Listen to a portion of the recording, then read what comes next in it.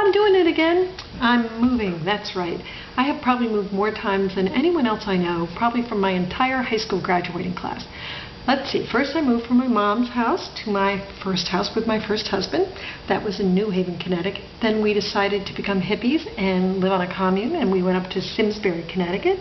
From Simsbury we went to Tulsa, Oklahoma, for no apparent reason other than he decided that he wanted to be a minister via Oral Roberts University.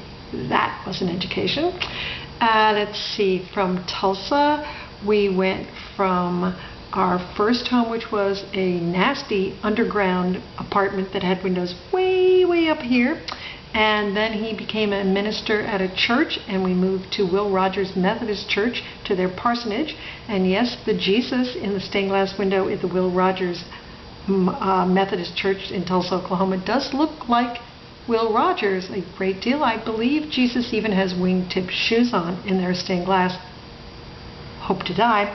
So let's see, from there we moved to, I think it was a duplex off of one of the main roads, Peoria, and from there we moved to a house in Oklahoma, in Tulsa, and that was on Quincy Drive. Shout out to those in Quincy still. And it's 3 or 4 houses long.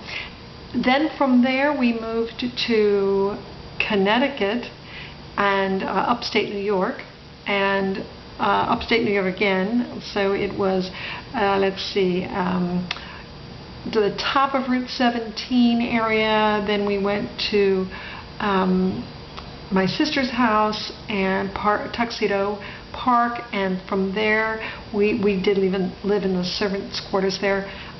It was a nice touch, but it was dry and it was free, and shout out to Sharon, thanks a lot. Then from there we went to Warwick, New York. Warwick, New York, we went from an apartment above a building that I worked in to a home on Barber Drive. Hi to folks in Barber Drive. I hope that lot in front of my house was never built on. It's really pretty.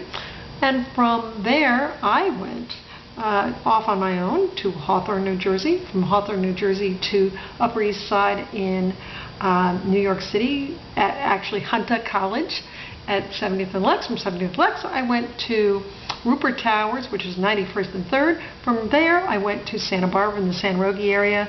I went to a boyfriend's house for no particular reason. Then I came back to that area. I lived in Hidden Valley, went out to somebody else's house, went back to Hidden Valley. From Hidden Valley I went to Oxnard. Oxnard, California, great name. Everybody refers to themselves as people living on another beach, and they'll use the zip code, but they don't want to say Oxnard. What is an Oxnard? Anyway, from Oxnard I went to second husband, number 2's house in Goleta, or the verge of Goleta, California, in Santa Barbara County. And from there I went to Cheryl's Ford, and that's North Carolina. And from Cheryl's Ford, North Carolina, I am now in Tarboro, North Carolina. So I have seen my stuff a lot. You wrap it, you pack it, you ship it, you unpack it, and I have looked at my crapola many times. As a matter of fact, every time I moved from East Coast to West Coast and West Coast to East Coast, I just got rid of everything. All the furniture, furnishings, 1 or 2 pots and pans, and books and clothes. That was it. And you know what? Stuff just reappears. You just gather it up around you. It's like being a magnet and walking through a nail company. It's just disgusting. Everything sticks to you. It's like that magnetic face where they draw the mustache and the beard on the guy. All those little fragments sticking to you. So the other day, we're about to move again, by the way.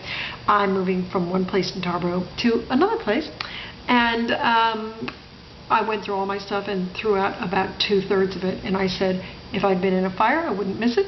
It would be gone. Enough already. Enough with all this stuff. I got rid of my stuff.